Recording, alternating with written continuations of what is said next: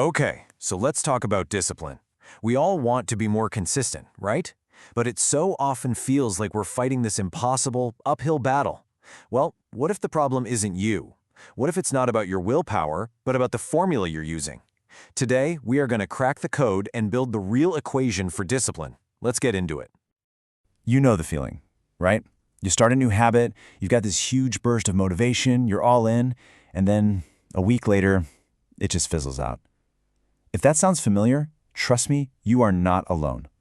The reason it feels so darn impossible is that pretty much everything we've been taught about discipline is just wrong. So first things first, we need to clear the slate. We're going to start by tearing down the big lies about discipline, the myths that are probably holding you back from making any real lasting change. Okay, the biggest lie we're ever told is that motivation and discipline are basically the same thing. They're not. Not even close. See, motivation is an emotion. It's a feeling. It's totally unreliable. It comes and goes whenever it wants. But discipline, that's a skill. It's the stable, automatic system you build that keeps you going, especially on the days you don't feel like it.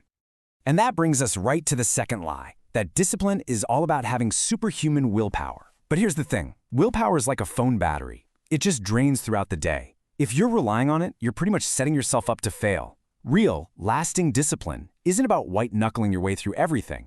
It's about designing a smarter system that makes doing the right thing almost effortless.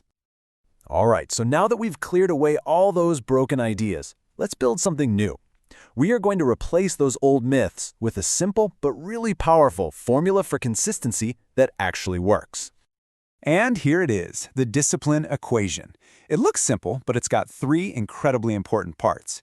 First, you have identity, which is all about who you are becoming. Then you have structure, which is the system you actually follow. And finally, there's friction, which is basically anything and everything that gets in your way. And you know what's really cool? Look at the math here. Your identity multiplies your efforts, while friction divides them. That's huge. So let's just break that down really quick. Identity is your core. It's the who. Structure is your set of rules and behaviors. That's the what. And friction? That's any obstacle. Could be physical, could be mental, that makes those behaviors harder to do. So the whole game is to crank up your identity and structure while you ruthlessly cut down on friction. All right, let's start with the most important variable in this entire equation, identity. And I'm serious. This isn't just one part of the formula, it is the multiplier. It's the engine that powers everything else. I absolutely love this idea. Just think about it. Every single time you choose to do the hard thing, to go to the gym, to write that page, to make that call, you're not just checking a box on a to-do list. You are literally casting a vote for the type of person you want to become. And those little votes, they add up over time, building this mountain of evidence for your new identity. And this slide here shows you exactly what that mental shift looks like in practice. We almost always start with outcome-based goals, right? Things like, I want to get fit. But those goals are so fragile because they're focused on some distant future. The much more powerful way to do it is to adopt identity-based statements. So instead of, I want to get fit, you say, I am someone who values my health. See the difference? It reframes the whole thing from something you're chasing to someone you already are. So once you have that strong identity as your foundation, now we can start designing the system that actually supports it. And that means getting really clear on our structure and being strategic about eliminating friction. And the absolute heart of your structure is a set of what we'll call non-negotiables. Now, these aren't goals or aspirations. They are hard and fast, unbreakable rules. They completely remove the need for you to make a decision every day. You don't get up and negotiate with yourself about whether you're going to do them. They just happen, period.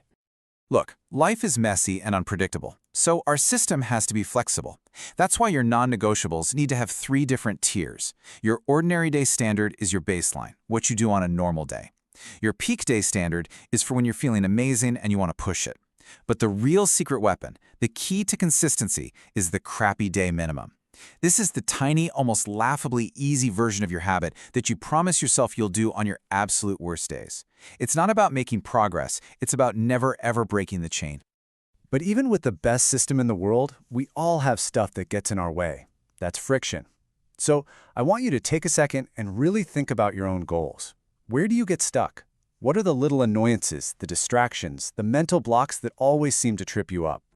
So the trick, the real game changer, is to just design that friction right out of your life. For example, you want to work out in the morning? The friction is having to find your clothes and get everything ready when you're tired. The simple swap? Just lay out your workout clothes the night before. See? This isn't about summoning more willpower. It's about making the right choice the easiest choice. It's about paving the path of least resistance. Okay, we've covered a ton of ground, from busting myths to building a whole new equation for discipline.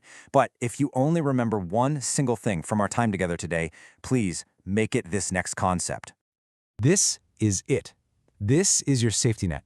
This is the thing that protects your identity when your motivation is at zero and life is throwing everything it has at you.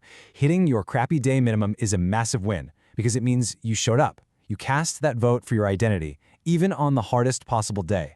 It is the single most powerful tool for building truly unbreakable consistency. And really, that's what this all comes back to. It all boils down to this one simple question. Because discipline was never about punishing yourself.